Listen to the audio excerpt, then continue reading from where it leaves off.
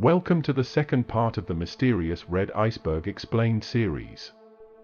Just like last time, we will be going through the next tier of the unsolved crimes and cases, starting with the Annecy shootings. The Annecy shootings, also the French Alps shootings or the Chevaline killings, were the deaths of 3 members of a British family and a French citizen. 4 people were killed: an Iraqi-born British tourist named Saad al-Hili, his wife Iqbal, her mother Suhaila, and French cyclist Sylvain Mollier. The al-Hilis' 2 daughters both survived the attack.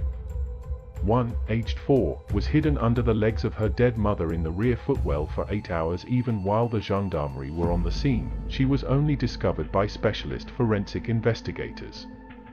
The elder daughter, aged 7, was shot in the shoulder and also suffered a head wound. She returned to the United Kingdom on the 14th of September 2012. Police investigated al-Hili's past in Iraq as an engineer on sensitive topics, as well as his work at the time of his death. As a potential motive for the attack has been compared to the 1952 killing of biochemist Jack Drummond in the Dominici affair. After 5 years of investigation, French police said they had no working theory to explain the murders and no suspects. Véronique Dizet, the lead prosecutor, suggested that the family may have been targeted randomly. The Freeway Phantom. Freeway Phantom is a media epithet for an unidentified serial killer who was active in Washington, D.C. from April 1971 through September 1972. The Freeway Phantom has been described as a loner motivated by rage that was focused on overall society. He might have received some kind of psychiatric treatment to help deal with negative emotions, like depression and anger towards women. He also could have complained about how society was wronging him, and probably tried contacting a person of power by some means. However, said person presumably refused to listen to him, further fueling his anger and leading to the murders. The Phantom also most likely lives in the Washington area, as he seems to have knowledge of the region, especially the local stores. He also owns a car or truck, which he would drive the distances between the stores where the victims were abducted. The Phantom, after abducting his victims, is assumed to have taken them to abandoned houses where he proceeded to rape the victims multiple times before killing them. He would probably be masked and not want to show his victims his face. Coroner reports of the Freeway Phantom's victims tell us that the victims were brutally raped with penetration up to 9 inches deep, with both anal and vaginal assaults taking place. Due to the brutality of the crimes, the police suspected the offender to be a psychopath with a deep and misogynistic hatred towards women. The killer may have military experience due to the skill displayed during the abductions and the lack of evidence at the crime scenes. The perpetrator might have served in the army during the Vietnam War and may have been responsible for some war crimes such as rape and murder during massacres. The Atlanta murders, sometimes called the Atlanta child murders, was a series of murders committed in Atlanta, Georgia, between July 1979 and May 1981. Over the 2-year period, at least 28 children, adolescents, and adults were killed. Wayne Williams, an Atlanta native who was 23 years old at the time of the last murder, was arrested, tried, and convicted of 2 of the adult murders and sentenced to 2 consecutive life terms. Police subsequently have attributed a number of the child murders to Williams, although he has not been charged in any of those cases, and Williams himself maintains his innocence, although the killings ceased after his arrest. In March 2019, the Atlanta police, under the order of Mayor Keisha Lance Bottoms, reopened the cases in hopes that new technology will lead to a conviction for the murders that were never resolved. In July 2021, Bottoms announced that DNA had been identified and sampled in 2 cases that will be subjected to additional analysis by a private lab. The West Memphis 3. The West Memphis 3 are 3 men convicted as teenagers in 1994 of the 1993 murders of 3 boys in West Memphis, United States. Damian Eccles was sentenced to death, Jesse Miskelly Jr. to life imprisonment plus 2 20-year sentences, and Jason Baldwin to life imprisonment. During the trial, the prosecution asserted that the juveniles killed the children as part of a satanic ritual, due to the dubious nature of the evidence as well as the suspected presence of emotional bias in court. The case generated widespread controversy and was the subject of several documentaries. Celebrities and musicians held fundraisers to support efforts to free the men. The Austin Yogurt Shop Murders. The 1991 Austin Yogurt Shop murders were an unsolved quadruple homicide which took place at an I Can't Believe It's Yogurt shop in Austin, Texas. The victims were 4 teenage girls, Amy, Eliza, Jennifer, and her 15-year-old sister Sarah. Jennifer and Eliza were employees of the shop, while Sarah and her friend Amy were in the shop to get a ride home with Jennifer after it closed at 11 p.m. Approximately 1 hour before closing time, a man who had tried to hustle customers in his queue was permitted to use the toilet in back. Took a very long time and may have jammed a rear door open. A couple who left the shop just before 11 p.m., when Jennifer locked the front door to prevent more customers entering, reported seeing 2 men at a table acting furtively. Around midnight, a police patrolman reported a fire in the shop, and first responders discovered the bodies of the girls inside. The victims had been shot in the head, some had been raped. A .22 and a .380 pistol were used to commit the murders, and the perpetrators probably exited out through a back door that was found unlocked. The organized method of operation, ability to control the victims, and destruction of evidence by arson pointed to an adult experienced in crime rather than teenagers, according to one of the original detectives on the case. Austin Police Department has DNA from an unknown male as a result of one of the rapes. A Y chromosome match for the perpetrator DNA has been found in a research database of the FBI, but it has declined to reveal the identity of the man in accordance with the law of anonymity for donors. And because thousands of men could bear this fragment of DNA, which is unable to identify individuals. The Highway of Tears. The Highway of Tears is a 725-kilometer corridor of Highway 16 in Canada, which has been the location of many missing and murdered Indigenous women beginning in 1970. The phrase was coined during a vigil held in Terrace, British Columbia in 1998, by Florence Naziel, who was thinking of the victims' families crying over their loved ones. There is a disproportionately high number of Indigenous women on the list of victims. Proposed explanations for the years-long endurance of the crimes and the limited progress in identifying culprits include poverty, drug abuse, widespread domestic violence, disconnection with traditional culture and disruption of the family unit through the foster care system and Canadian Indian residential school system. Poverty in particular leads to low rates of car ownership and mobility. Thus, hitchhiking is often the only way for many to travel vast distances to see family or go to work, school, or seek medical treatment. Another factor leading to abductions and murders is that the area is largely isolated and remote. With soft soil in many areas and carnivorous scavengers to carry away human remains, these factors precipitate violent attacks, as perpetrators feel a scent disappearance of the Beaumont children in 1966. The case is sometimes referred to as the Adelaide Oval abductions. The Cowden family murders. Richard Cowden, his wife Belinda June, case of impunity, privacy, and the ability to easily carry out their crimes and hide evidence. The disappearance of Joanne Ratcliffe and Kirst Gordon. Joanne Ratcliffe and Kirst Jane Gordon were 2 Australian girls who went missing while attending an Australian rules football match at the Adelaide Oval on the 25th of August 1973. Their disappearance and presumed abduction and murder became one of South Australia's best-known crimes. The presumed murders are thought by South Australia police and the media to be related to the Cowden and their children. David James Phillips and Melissa Dawn Cowden disappeared from their campground in the Siskiyou Mountains near Copper, Oregon, United States, on September 1, 1974. 7 months later, in April 1975, their bodies were discovered approximately 7 miles from their campsite. While law enforcement has suspected convicted killer Dwayne Lee Little in their murders, their case remains unsolved. The family's disappearance resulted in one of the largest search efforts in Oregon history, and their murders have been described as one of the state's most haunting and baffling mysteries. The case received nationwide attention at the time of its occurrence. The Mr. Cruel. Mr. Cruel is an Australian serial child rapist who attacked 3 girls in the northern and eastern suburbs of Melbourne, Victoria, in the late 1980s and early 1990s, and is the prime suspect in the 1991 abduction and murder of a 4th girl, Carmine Chan. Mr. Cruel has never been identified, and his 3 confirmed attacks and suspected murder remain unsolved cold cases. There is a reward of $200,000 Australian dollars for the 2 abductions.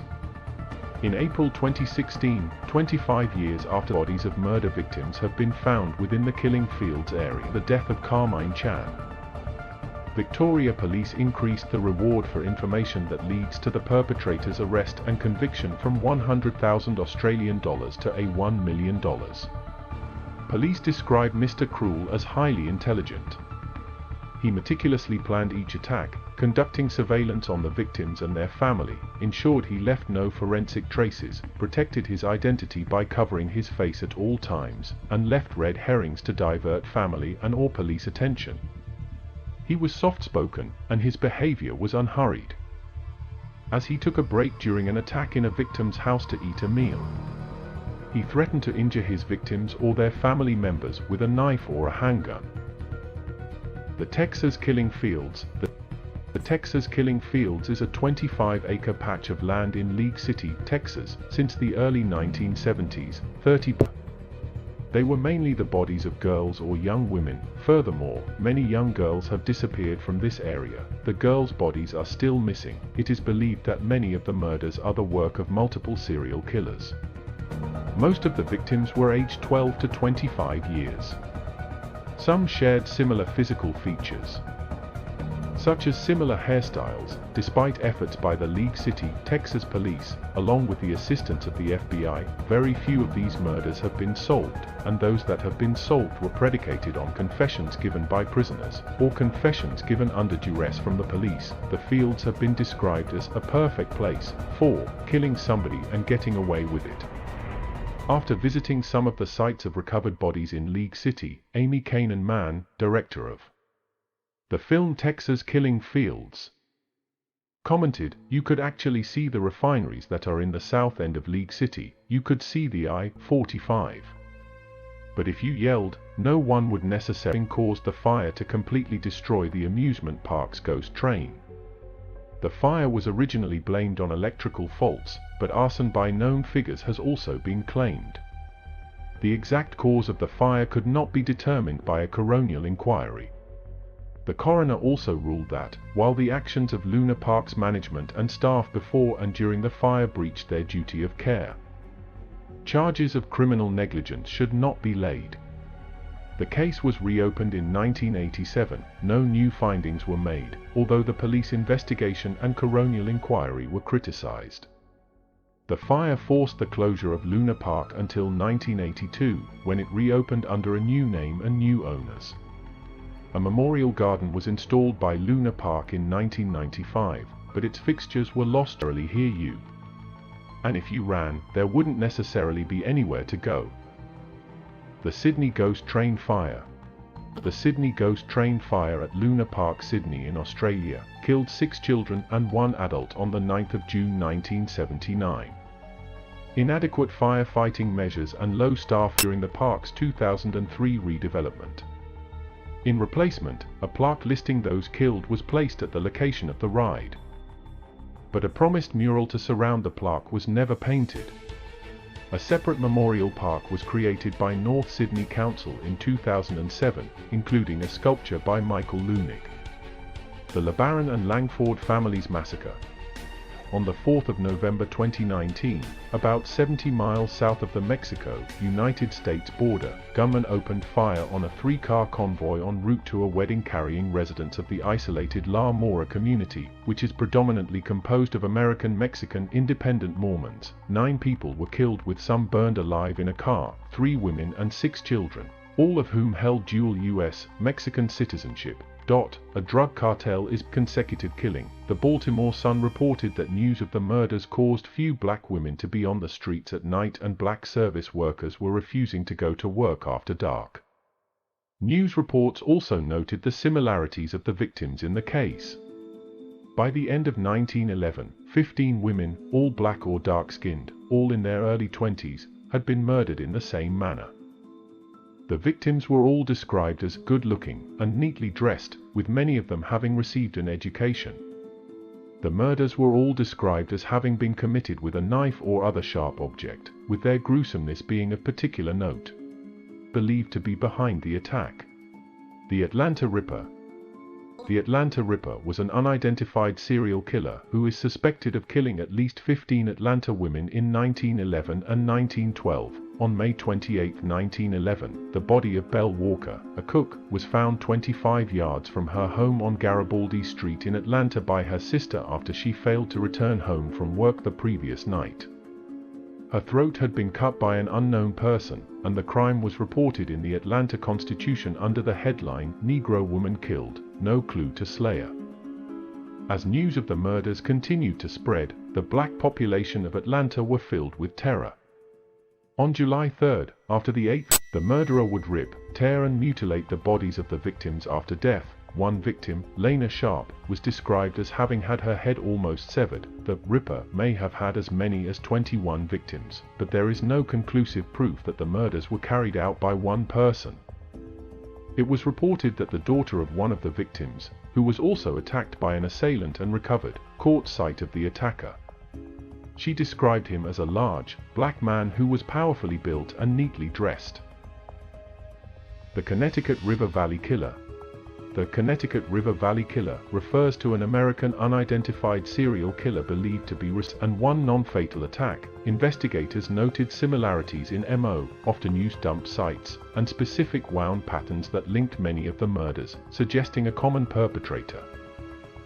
The Preparedness Day bombing in San Francisco.